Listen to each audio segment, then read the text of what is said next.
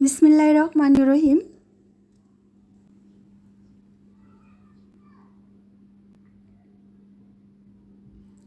আসসালামু আলাইকুম। আমি জেসিন স্বপ্না ঢাকা থেকে বলছি। জেসিন স্বপ্না সাব্বির ব্লগ থেকে সবাইকে আরেকবার স্বাগতম। কাছে এবং দূরে, দেশ ও দেশের বাইরে যে যেখানটা আমার ভিডিও দেখছেন, আশা করছি আল্লাহর রহমতে সবাই ভালো আছেন। আলহামদুলিল্লাহ, আমিও পরিবার নিয়ে ভালো আছি। তো এই তো সকাল হয়ে গেছে আর রান্নাঘরে ঢুকে এই তো রান্নাবান্না শুরু করে দিয়েছি। তো সকালের নাস্তাটা বানিয়ে নিচ্ছি। সকালের নাস্তা হচ্ছে আজকে রুটি। যে দুর্দান্ত গরম পড়েছে, গরমে অস্থির ভাব হয়ে নিজের জীবনের সব কিছুই ভুলে যাচ্ছে ধীরে ধীরে। রান্নাঘরে ঢুকলে তো শরীর শুধু ঝালাপোড়া করে আর মনে মনে ভাবি যে যদি একা হতাম, একটা পেঁয়াজ আর মরিচ লবণ দিয়ে কোনো রকম খেয়ে ভাত বসে থাকতাম। এত কষ্ট করে আর কি রান্না করতে হতো আর এই নাস্তা বানানো হতো। কী করব, পরিবারের সুখের জন্য একটা গৃহিণী হাসি মুখে সমস্ত দুঃখ কষ্ট সহন ও বরণ করতে পারে। এই তো এক এক করে রুটিটি বানিয়ে ছেঁকে ছেঁকে নিচ্ছি আর আপনাদের সাথে কথা বলছি। তো আজকে সকালে আমি যে রুটি বানাবো আর ভাজি করব, আর কলা আর দুধ যে যেভাবে খায় সেভাবে খেয়ে নিবে। আমি বানানোর প্রয়োজন হয়েছে, বানিয়ে টেবিলে রেখে দিব। কাজ করতে বিরক্ত বোধ লাগছে, আমার কথা শুনে অবশ্যই বুঝতে পারছেন কতটা যে কষ্ট হয় সকালে রান্নাঘরের কথা যখন মনে পড়ে। রান্না আর ঘর গোছানো, ঘর মোছামুছি, এই দুটো আমার কাছে অনেক বিরক্তবোধ মনে হয়। তো অবশেষে ভাজি করেছি, রুটি ছেঁকে দিয়েছি আর তো কলা আর ওই যে গ্লাসে দুধ দিয়ে দিয়েছি। আব্দুর রহমান আর তার বাবা যা খুশি তা খেয়ে নেবে। আমার গরমে একদমই ভালো লাগছে না। আর এই যে দেখছেন একটা জাদুর বাক্স নিয়ে মোছামুছি শুরু করে দিয়েছি। আমার মতো এই জাদুর বাক্স অনেকের ঘরে আছে, কারণ জ্বর, ঠান্ডা, কাশি, মাথা ব্যথা, পেট ব্যথা সব ধরনের ওষুধ ঘরে রাখতে হয়। কখন যে কোন রোগে সাড়া দেয় কেউই বুঝতে পারি না। যখন হয়ে যায় তখন ওষুধের জন্য দৌড়াদৌড়ি করতে হয় ফার্মেসিতে। তো আগ থেকে আমি সমস্ত ওষুধগুলো ঘরে একটু একটু করে বা অল্প অল্প করে রাখি। যখন যা হয় তখন যাতে হাতের কাছে পাওয়া যায়, দৌড়াদৌড়ি করতে না হয়। তো এই জাদুর বক্সটার ভিতরে আমি সমস্ত ওষুধ রাখি। আর এটা হচ্ছে এস, আমার ছেলের জন্য এসটা আমি সবসময় ঘরে রাখি। আর হচ্ছে খানিমিটার, যাতে জ্বর আসলে মেপে নিতে পারে। আর এটা হচ্ছে নাপাটা ঘরে সবসময় রাখতে হয়, কারণ জ্বর ঠান্ডা সবসময় লেগে থাকে। মৌসুম চেঞ্জ হওয়ার সাথে সাথে মানুষের অঙ্গ প্রত্যঙ্গ রোগবালা সব কিছুই আক্রমণ করে। তো যে দেখছেন একে একে মাথা ব্যথা, জ্বর, ঠান্ডা, কাশি যত রকমের রোগবাল্লার ওষুধ আমি ঘরে রাখি। আর এই যে নাপাটা বেশি রাখি, কারণ নাপা নিত্যদিনের সঙ্গী। এই তো মুছামুছি করে রেখে দিয়ে এখন আমি আজকে একটু আমার বাসাটা ডিপ ক্লিন করব। সংসারে জিনিসটা খুবই ম্যাজিক্যাল। একটা মেয়ের বিয়ের পর সময় ও পরিস্থিতি তাকে সব শিখিয়ে দেয়। এভাবে আমরা মতো অসল মানুষও ধীরে ধীরে সংসারী হয়ে উঠি। অলসামি করতে করতে সংসারের সমস্ত কাম ধীরে ধীরে করতে গুছিয়ে নিতে আমরা একদিন একজন বড় সংসারী ও গৃহিণী হয়ে উঠি। আমাদের কাছে অসম্ভব সবই সম্ভব। হাসি কান্না প্রত্যেকটি মানুষের জীবনে আছে। পৃথিবীতে এমন কোনো মানুষ নেই যার বুকে এক ফোঁটা কষ্ট নেই। কেউ প্রকাশ করে চোখের জলে আর কেউ প্রকাশ করে বেড়ায় হাসির ছলে। এই তো ধীরে ধীরে আমি আমার পুরাটা বাসা ডিপ ক্লিন করে নিচ্ছি।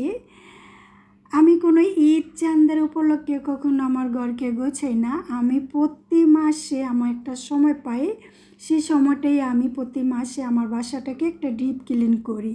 আর ডিপ ক্লিন করার পরে বাসাটা যখন ঝকঝকা ফকফকা রাখে তখন মনটা খুব ফ্রেশ ও ভালো লাগে, দেখতে অনেক সুন্দর লাগে। তো ধীরে ধীরে আজকে পুরাটা বাসা আমি ডিপ ক্লিন করে নিচ্ছি আর আমার প্রিয় দর্শকের সাথে কথা বলছি। আশা করছি কিছু হলেও আপনাদের ভালো লাগবে। যদি ভালো লাগে একটা লাইক দিতে ভুলবেন না। একটা লাইক দিয়ে আমার ভিডিওটা শুরুতে শেষ পর্যন্ত আপনার সময় সুযোগ বুঝে দেখে নেবেন। আর আপনার একটা লাইকে পরবর্তী আমার ভিডিও বানাতে খুবই উৎসাহ আগ্রহে জাগে আর অজানা ধৈর্যের কাছে এই ভিডিওটা পৌঁছাতে খুবই সাহায্য করে।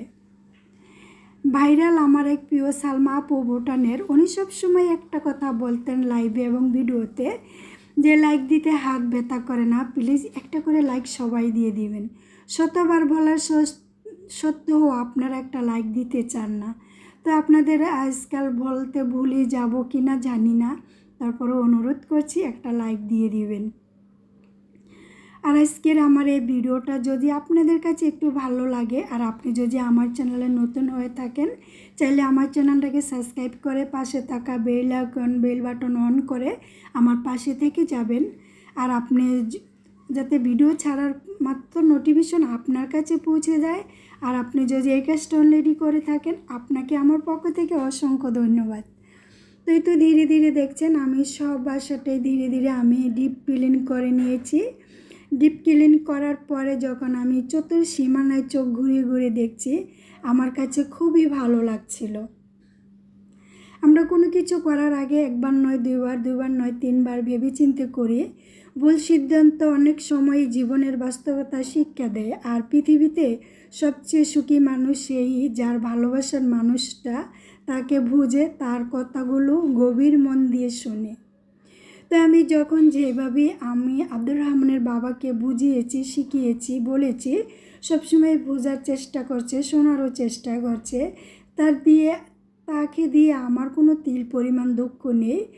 তো যেভাবে যে অবস্থায় আমার সৃষ্টিকর্তা আমায় রেখেছে, আমি যেমন এইভাবেই মরতে পারি, তার কাছে আমি কৃতজ্ঞ এবং আলহামদুলিল্লাহ।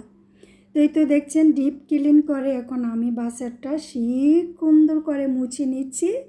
আর মুছে নেওয়ার আগে সবসময় তো জানেন আমি লবণ দিয়ে জেট ও সেভলন দিয়ে আর সূরা বাকেরা 7 বার পাঠ করে সেই পানিটা দিয়ে আমি আমার পুরাটা ঘর মুছে নিই, যাতে দুষ্ট জিনেরা আমার ঘরের আগানাচে খানাচে কোনো আমার ছেলেকে ক্ষয়ক্ষতি না করতে পারে। আমি জাতক মা, প্রত্যেকটি মাই চায় তার সন্তানকে সৈচলমতে সুস্থভাবে রাখার জন্য এবং তার ভালো খারাপ সব দিক দিয়ে কেয়ার করে তাকে নিজের চোখবন্দি করে রাখার জন্য। তো আমি আমার সন্তানকে যেভাবে রাখি, আশা করছি প্রত্যেকটি মাই এইভাবে রাখে।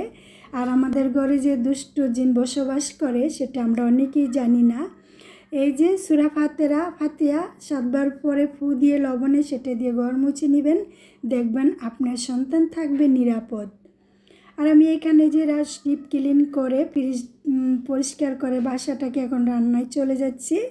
তো পুঁইশাকগুলো কেটে ধুয়ে নিচ্ছি। আর আমার ছোট্ট বাবা পুঁইশাক দিয়ে দাবড়িয়ে পুরোটা ঘর ছিটে পড়েছে। কি করব, কিছুই করার নেই।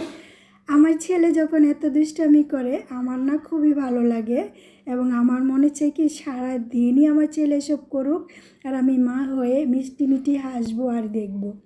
এই তো শাকটা খুব সুন্দর করে রান্না করে এখন আমি মাছটা ভেজে নিচ্ছি। তো এই মাছটা আছে সাগরের সামুদ্রিক মাছ। এই মাছটা খেতে খুবই সুস্বাদু। আব্দুর রহমানের বাবা আর আব্দুর রহমানের দাদির প্রিয় পছন্দ এই মাছটা। তো এই মাছটা গতকাল নিয়ে এসেছিল, নিয়ে আসার পরে আব্দুর রহমানের বাবা তার মাকে অনুসরণ করে কান্না করে দিয়েছিল যে আমার মায়ের পছন্দ মাছ। তো প্রত্যেকটি সন্তানই তার মার পছন্দ নিয়ে ভাবনা চিন্তা করে এবং যদি মা বাবা না থাকে তাহলে 2 চোখ দিয়ে অশ্রু দিয়ে বুক বাসায়। মায়ের মা বাবার স্মৃতিগুলো আমাদের শ্রেষ্ঠ স্মৃতি, এগুলো আমরা সবসময় মনে করি এবং বাবা মা না থাকলে কান্নাকাটি করি, আর যদি থাকে তাহলে তাদেরকে খাওয়ানোর চেষ্টা করি। তো এই তো মশলাটা খুব সুন্দর মতন কষিয়ে এখন আমি যে পুঁইশাকের ডাঁটাগুলো কেটে সাইড করে নিয়েছিলাম সেই ডাঁটার সাথে 2-1টা আলু দিয়েছি, দিয়ে তো খুব সুন্দর করে আমি মশলার সাথে কষিয়ে নিচ্ছি।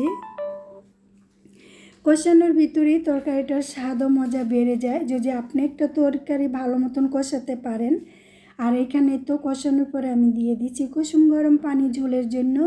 যখন পানিটা দেওয়ার পরে 2-3টা বলক আসে তারপরে আমি দিয়ে দিই মাছ, কারণ মাছটা অতি পানির সাথে দিলে মাছটা পানসা হয়ে যায়।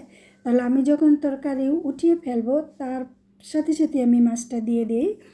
এই তো আমার তরকারিটা রান্না হয়ে গেছে, আপনাদের কেমন লাগছে জানি না। প্রতিনিয়ত যারা আমাকে ভালোবেসে সাপোর্ট করে আমাকে এগিয়ে যাওয়ার রাস্তা করে দিয়েছেন তাদের কাছে আমি কৃতজ্ঞ।